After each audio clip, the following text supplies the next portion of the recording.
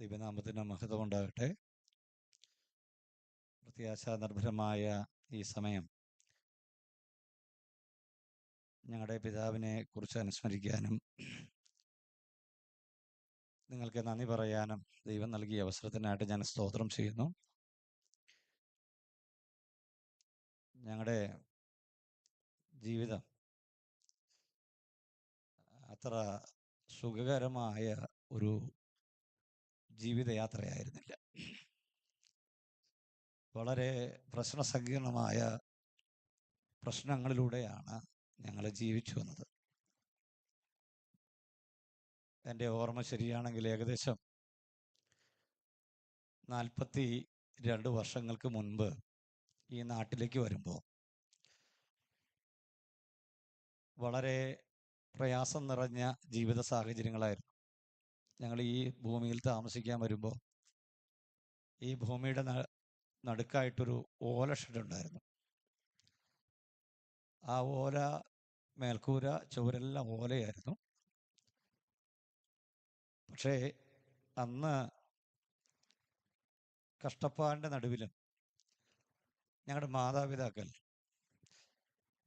ദൈവത്തെ സേവിക്കാൻ ഞങ്ങളെ പഠിപ്പിച്ചു. അതിൽ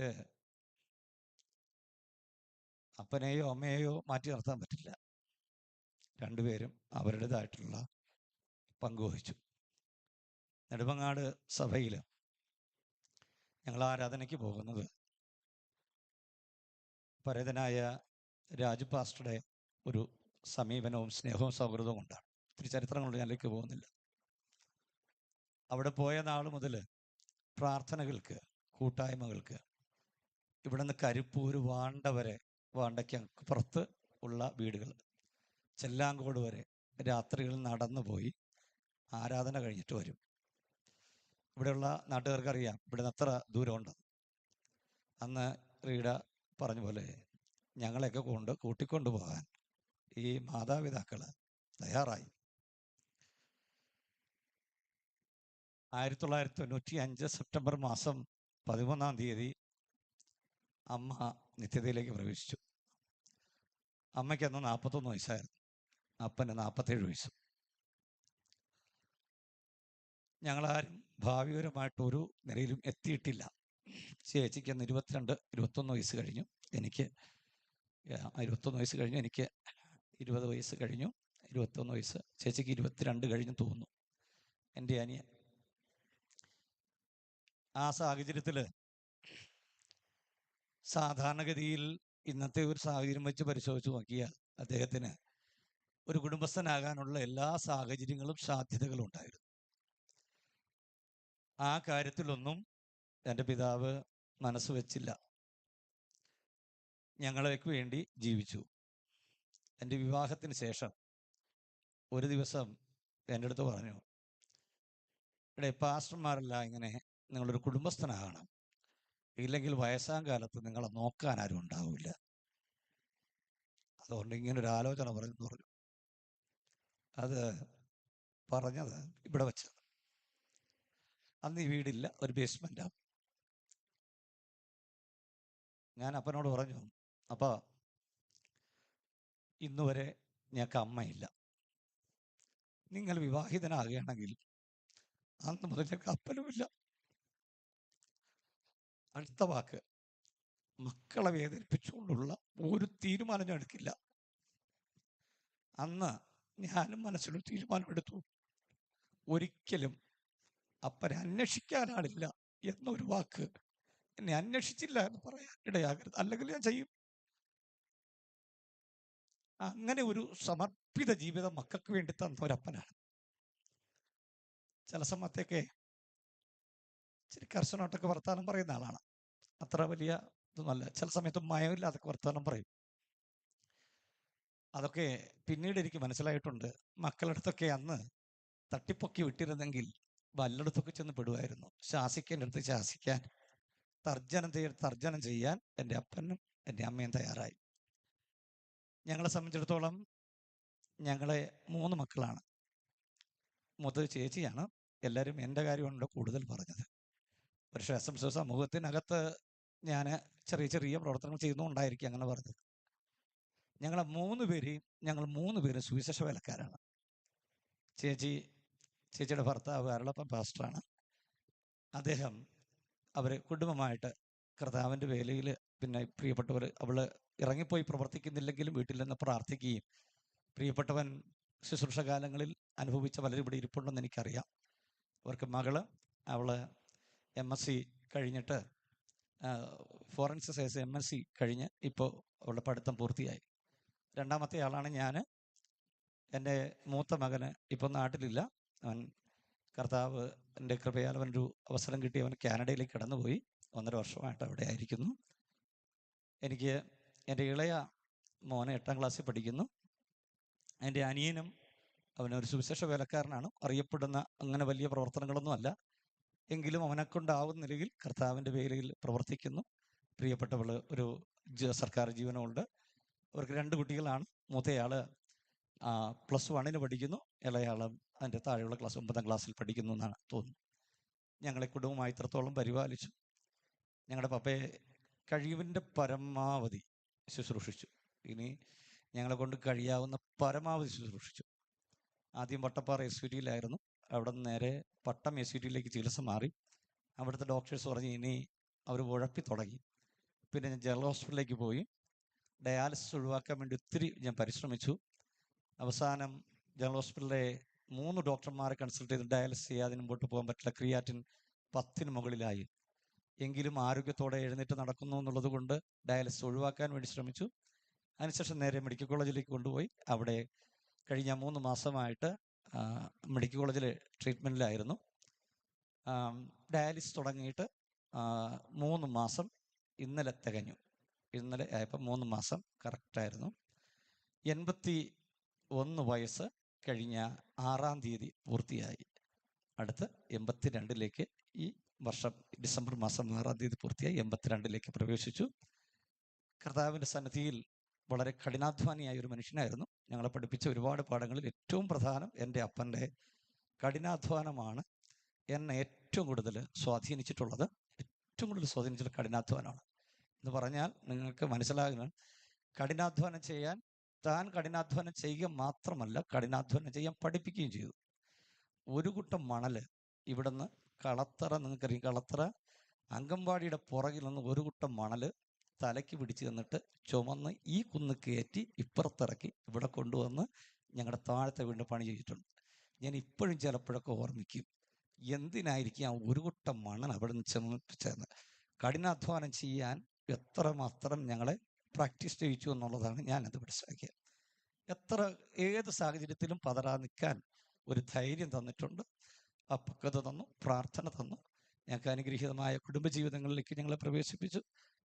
എൻ്റെ ഭാര്യ ഷീബ, ഞങ്ങളുടെ മക്കളായിട്ട് ഞങ്ങൾ കണ്ണറവിള SVA ശുശ്രൂഷിക്കുന്നു. നിങ്ങളുടെ പ്രാർത്ഥനയ്ക്കും സഹനത്തിൻ്റെ വാക്കുകൾ ഞാൻ ദീർഘിപ്പിക്കുന്നില്ല. സമയം പാലിക്കണം എന്നുള്ളതിൻ്റെ ഭയങ്കര നിഷ്ഠയുള്ള ഒരാളാണ്. 11 മണിക്ക് തന്നെ ഈ കാര്യങ്ങൾ ശുശ്രൂഷകൻ്റെ കയ്യിൽ കൊടുക്കണം എന്നായിരുന്നു എൻ്റെ ചിന്ത. ഏറെക്കുറെ ആ സമയം ആയിരിക്കുന്നു. അതുകൊണ്ട് ഞാൻ ഒറ്റ വാക്കിൽ കാര്യങ്ങൾ പറഞ്ഞു നിർത്തുന്നു. ദൈവം നമ്മെ എല്ലാവരെയും ആശ്വസിപ്പിക്കട്ടെ. കർത്താവിന് ഇന്നലെ രാവിലെ മെഡിക്കൽ കോളേജിലേക്ക് പോയിട്ട് നേരെ വീട്ടിലേക്ക് വന്ന് താഴെ ഇരുന്നു. കാറിൽ നിന്ന് ഇറങ്ങാതെ കുറേ നേരം ഇരുന്നു. എൻ്റെ ഭാര്യ ഈ മുട്ടയുടെ വെള്ളക്കരു അതിനെ എടുത്തു കൊടുത്തു. ഭക്ഷണം കഴിച്ച് വെള്ളം വേണമെന്ന് പറഞ്ഞു. ഞാൻ ഫ്ലാസ്കിരുന്ന വെള്ളം കൊടുത്തു. തന്നെ പറഞ്ഞു, ഞാൻ ഇച്ചിരി കാറിലൊന്ന് കിടക്കാം എന്ന് പറഞ്ഞു. അപ്പം ഞാൻ കാറിൻ്റെ സീറ്റും ചരിച്ചിട്ട് അതിൽ കിടന്നു. കുറേ നേരം ഇത്തിരി അസ്വസ്ഥത ഉണ്ടായിരുന്നു. പിന്നെ ശാന്തമായി എഴുന്നേറ്റിട്ട് പറഞ്ഞു, ഞാൻ ഈ കസേരയിലൊന്ന് എനിക്കിരിക്കണമെന്ന് പറഞ്ഞു. ഞാൻ തൊട്ടടുത്ത് തന്നെ കസേരയിട്ട് ഞാൻ അവിടെ തന്നെ ഇരിക്കുകയായിരുന്നു. ആ കസേരയിലിരുന്നപ്പോൾ അവിടെ കസേര ഇരിക്കണം. ഞാൻ കസേരയിലെത്തി. ഒരല്പം ഒന്ന് ശാന്തമായപ്പോൾ പറഞ്ഞു, നമുക്ക് മുകളിലോട്ട് കയറാമെന്ന് പറഞ്ഞു. 2 ചുവട് വെച്ചപ്പോൾ തൻ്റെ ശരീരം കുഴഞ്ഞു. ഞാൻ എടുത്തുകൊണ്ട് തന്നെ ബെഡിൽ കിടത്തുന്ന സമയത്ത് തന്നെ ശ്വാസം എടുക്കാൻ ഇച്ചിരി ബുദ്ധിമുട്ട് അനുഭവിക്കുന്നതായിട്ട് എനിക്ക് മനസ്സിലായി. ഞാൻ ഉടനെ ഇച്ചിരി വെള്ളം കുടിച്ചു. എൻ്റെ കൈക്ക് ഇങ്ങനെ താങ്ങി വെള്ളം കൊടുക്കുമ്പോൾ വെള്ളം കുടിച്ചിട്ട് തൻ്റെ ശരീരം കുഴഞ്ഞു. പെട്ടെന്ന് നെയ്യാറ്റിൻകര ഹോസ്പിറ്റലിലേക്ക് കൊണ്ടുപോയി. എങ്കിലും ഞങ്ങളുടെ ഒരു ആശ്വാസത്തിന് വേണ്ടി കൊണ്ടുപോയതാണ്. എന്നാൽ അവിടെ വെച്ച് കൺഫേം ചെയ്തു.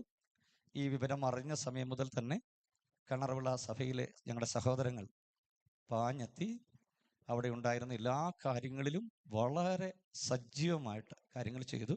പോലീസ് സ്റ്റേഷനിൽ പോസ്റ്റ്മോർട്ടം മറ്റൊന്നും കൂടാതെ തന്നെ കാര്യങ്ങൾ ചെയ്യാൻ അവിടുത്തെ ഒരു രാഷ്ട്രീയ പ്രവർത്തകൻ സജു എന്ന് പറയുന്ന ഒരു മനുഷ്യൻ വളരെ ആത്മാർത്ഥമായിട്ട് ഞങ്ങൾക്ക് വേണ്ടി പ്രവർത്തിച്ചു. സഹോദരങ്ങൾ, കണറുള്ള സഭയിലെ സഹോദരങ്ങൾ തന്നെ ബോഡി ഇവിടെ എത്തിക്കാനും ഞങ്ങളുടെ കൂടെ നിൽക്കാനും ഒക്കെ ഇടയായി. കണറുള്ള സഭയിലെ പ്രിയ സഹോദരങ്ങളോടുള്ള പ്രത്യേകം നന്ദി അറിയിക്കുകയാണ്. അതോടൊപ്പം തന്നെ അതിനുശേഷം ഈ വിവരം അറിഞ്ഞ് അനേക ദൈവദാസന്മാർ ഇന്നലെ രാത്രിയിൽ വന്ന് ശുശ്രൂഷിക്കാനും പ്രാർത്ഥിക്കാനും അനുശോചന വാക്കുകൾ അറിയിക്കുവാനും ഇടയായി. അവരെല്ലാവരും ഓർത്ത് ദൈവത്തിന് സ്തോത്രം ചെയ്യുന്നു. ബന്ധുക്കളായി, ചാർച്ചക്കാരായി, പ്രിയപ്പെട്ടവരായി കടന്നു വന്ന എല്ലാവർക്കുള്ള പ്രതിശേഷം നന്ദി അറിയിക്കുന്നു. പ്രത്യേകിച്ച് ഇന്ന് ഈ ശുശ്രൂഷകൾക്ക് നേതൃത്വം കൊടുക്കുന്ന കർത്തൃദാസനെ ഓർത്ത് സ്തോത്രം ചെയ്യുന്നു. പപ്പ സുഖമില്ലാതായ സമയം മുതൽ അപ്ഡേറ്റ് ചെയ്ത് കൃത്യമായി ഒരു ശുശ്രൂഷകൻ, എനിക്ക് ഭയങ്കര ബഹുമാനം തോന്നി. ഓരോ സമയത്തും എന്താണ്, എങ്ങനെയാണ്, സാഹചര്യം എന്താണെന്ന് മനസ്സിലാക്കാനും പ്രാർത്ഥിക്കാനും, പ്രാർത്ഥനയുടെ പിൻബലം മാത്രമല്ല സഭയായി സാമ്പത്തികമായ സഹായങ്ങളൊക്കെ പിതാവിന് ചെയ്ത് സഹകരിച്ച പ്രിയ സഭ. അതോടൊപ്പം തന്നെ ഈ ശുശ്രൂഷയുടെ പ്രാരംഭ സമയത്ത് കടന്നു വന്ന അനുശോചനം അറിയിച്ച് കടന്നുപോയ മലയാളം ഡിസ്ട്രിക്ട് കൗൺസിലിൻ്റെ സെക്രട്ടറി ആയിരിക്കുന്ന റവറൻ തോമസ് ഫിലിപ്പ് സാർ അവർകൾ, അതോടൊപ്പം തന്നെ ഈ ഇവിടെ കടന്നു വന്ന അനുശോചനം അറിയിച്ച പ്രസ്ബിറ്റേഴ്സ്, അതുപോലെ തന്നെ മുൻ മേഖലാ ഡയറക്ടർ, എക്സിക്യൂട്ടീവ് കമ്മിറ്റി അംഗങ്ങൾ, അങ്ങനെയുള്ള എല്ലാവരെയും ഓർത്ത് ദൈവത്തിന് സ്തോത്രം ചെയ്യുന്നു.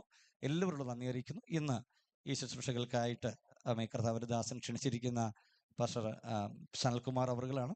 അദ്ദേഹത്തെ ഓർത്ത് ദൈവത്തിന് സ്തോത്രം ചെയ്യുന്നു. അദ്ദേഹത്തിൻ്റെ ശുശ്രൂഷ എല്ലാവർക്കും അനുഗ്രഹമായി തീരട്ടെ, ഞങ്ങൾക്കൊരാശ്വാസമായി തീരട്ടെ എന്ന് പ്രാർത്ഥിക്കുന്നു. ഇപ്പോൾ തന്നെ അസംബ്ലീസ് ബോർഡിൻ്റെ മലയാളം ഡിസ്ട്രിക്റ്റിൻ്റെ മുൻ മേഖലാ director pastor P K Yesudas അവറുകൾ നമ്മുടെ മധ്യത്തിലുണ്ട്. അദ്ദേഹത്തെ ഓർത്ത് സ്തോത്രം ചെയ്ത് വിശേഷിച്ച് വന്ദനം പറയുന്നു. പാലോട് സെക്ഷൻ്റെ മുൻ പ്രസിഡന്റും നെയ്യാറ്റിൻകര സെക്ഷൻ്റെ മുൻ പ്രസിഡന്റ്, എല്ലാവരും ഞങ്ങളുടെ സഹപ്രവർത്തകരാണ്. ഞങ്ങളെല്ലാവരും ഒരു കൂട്ടുകാരക്കാരാണ്. കർത്താവിൻ്റെ ദാസൻ പാസ്റ്റർ സത്യരാജ് അവർകൾ നമ്മുടെ മധ്യത്തിലുണ്ട്. Pastor senior pastor M J വിൽബു പാസ്റ്റർ ഞങ്ങളുടെ ഒരു കുടുംബ സുഹൃത്ത്, ഞങ്ങളുടെ ചരിത്രം എല്ലാം അറിയാവുന്ന ഒരാളാണ്. ഞങ്ങളുടെ അപ്പച്ചൻ്റെ അമ്മച്ചിയുടെ കാലം തൊട്ടുള്ള കാര്യം അറിയാവുന്ന ഒരു കുടുംബ സുഹൃത്താണ്. മറ്റെല്ലാവരെയും ഓർത്ത് പുഷ്പരാജ് പാസ്റ്ററുണ്ട്. അനുശോചനം പറയാൻ പല ദൈവദാസന്മാരോട് ഉണ്ടെന്ന് എനിക്കറിയാം. എങ്കിലും അധികമായിട്ട് ഇനി സമയം ദീർഘിപ്പിക്കാതെ ശുശ്രൂഷകളിലേക്ക് പ്രവേശിക്കാൻ ആഗ്രഹിക്കുന്നെങ്കിലും മുൻ മേഖലാ ഡയറക്ടർക്ക് ഉറപ്പായിട്ട് സമയം ഉണ്ടാവും. കർത്താവിൻ്റെ ദാസൻ പാസ്റ്റർ പി കെ യേശുദാസ് അവറുകൾ അനുശോചനം അറിയിക്കാൻ ശേഷം പലരുമുണ്ട്. മനഃപൂർവ്വമല്ല, സമയം പാലിക്കാൻ വേണ്ടിയാണ്. നിങ്ങളുടെ സഹകരണത്തിന് നന്ദി. കണറുള്ള സഭയിൽ നിന്ന് കടന്നു വന്നവർ, പറണ്ടൂട് സഭയിൽ നിന്ന് കടന്നു വന്നവർ, താന്നിമൂട് സഭയിൽ നിന്ന് കടന്നു വന്നവർ, മുള്ളുവേങ്ങാമൂട് സഭയിൽ നിന്ന് കടന്നു വന്നവർ, അങ്ങനെ എടുത്ത് പറയാൻ ഒത്തിരി സഭകളിൽ നിന്ന് കടന്നു വന്നവരുണ്ട്. എല്ലാവരോടുള്ള നന്ദി ആയിരിക്കുന്നതിൽ കടന്നു വന്നവർ എല്ലാവരോടും ആർക്കെങ്കിലും നന്ദി പറയാൻ വിട്ടുപോയിട്ടുണ്ടെങ്കിൽ ദയവായി ക്ഷമിക്കുക. എൻ്റെ പ്രിയ ആൻറ്റിമാർ വളരെ ദൂരെ യാത്ര ചെയ്തു വന്ന പാസ്റ്റർ ജോൺസൺ ഇടുക്കിയിൽ നിന്ന് ഈ വിവരം അറിഞ്ഞ ഉടനെ തന്നെ അവിടെ നിന്ന് യാത്ര തിരിച്ചു. ഈ ഭരണത്തിൽ വന്ന് പങ്കുകൊള്ളുന്ന കർത്താവിൻ്റെ ദാസൻ ഈ അനുഗ്രഹീതമായ നിലയിൽ ഗാനങ്ങൾ ഇവിടെ കൈകാര്യഞ്ഞൊരു ബോസ്, ഞാൻ അണ്ണനെന്ന് വിളിക്കുന്ന ഞങ്ങളുടെ പ്രിയ ബോസ് അണ്ണൻ്റെ ടീം, അതോടൊപ്പം തന്നെ ലൈവ് ചെയ്യുന്ന സഹോദരങ്ങൾ എല്ലാവർക്കും നന്ദി പറയുന്നു. എന്തെങ്കിലും കാര്യം വിട്ടുപോയിട്ടുണ്ടെങ്കിൽ മനഃപൂർവ്വമല്ല എന്ന് മനഃപൂർവ്വമായി നിങ്ങൾ ക്ഷമാപണം ചോദിച്ചുകൊണ്ട് എൻ്റെ വാക്കുകളിൽ നിന്ന് വിരമിക്കുന്നു. ദൈവം നമ്മെ സഹായിക്കട്ടെ. ദൈവത്തിൻ്റെ അതിപരിശുദ്ധ നാമം വാഴ്ത്തപ്പെടുമാറാകട്ടെ. പ്രത്യേകിച്ച് പിതാവിൻ്റെ ദേഹവിയോഗത്തിൽ താൻ ദുഃഖിതനാണെങ്കിലും പ്രത്യാശയോടെ പറഞ്ഞ വാക്കുകളെ ഓർത്ത് ദൈവത്തെ സ്തുതിക്കുന്നു. പ്രിയപ്പെട്ടവനെ ഓർത്ത് ദൈവത്തെ മഹത്വം കുടുംബമായി ഈ പകൽ ദൈവത്തിൻ്റെ പ്രത്യാശയോടെ വാക്കുകൾ പറയുവാൻ അവരെ സഹായിച്ചതിന് ഓർത്ത് ദൈവത്തെ സ്തുതിക്കുന്നു. നമുക്കറിയാം, നമ്മുടെ സമയപരിമിതി 11:30 ഈ ബോഡി എടുത്ത് തൊട്ടടുത്ത് ക്രമീകരിച്ചിരിക്കുന്ന സെമിത്തേരിയിൽ അടക്കം ചെയ്യാൻ ശുശ്രൂഷകൾ നമുക്ക് ക്രമീകരിച്ചിരിക്കുന്നു. ഇവിടെ കടന്നു വന്ന എല്ലാവർക്കും അനുശോചന വാക്ക് പറയണമെന്ന് ആഗ്രഹം എന്നൊക്കെ ഉണ്ടായിരിക്കും. പക്ഷേ അങ്ങനെ കണ്ടുമ്പോൾ ഞങ്ങൾക്കും ആഗ്രഹമുണ്ട്. പക്ഷേ സമയത്തിന്റെ പരിധി ഉള്ളതുകൊണ്ട് അതിന് മുതിരാൻ കഴിയുന്നില്ല. നിങ്ങളുടെ സാന്നിധ്യം തന്നെ കുടുംബത്തിന് ആശ്വാസമാണ്. ആകയാൽ ആദ്യം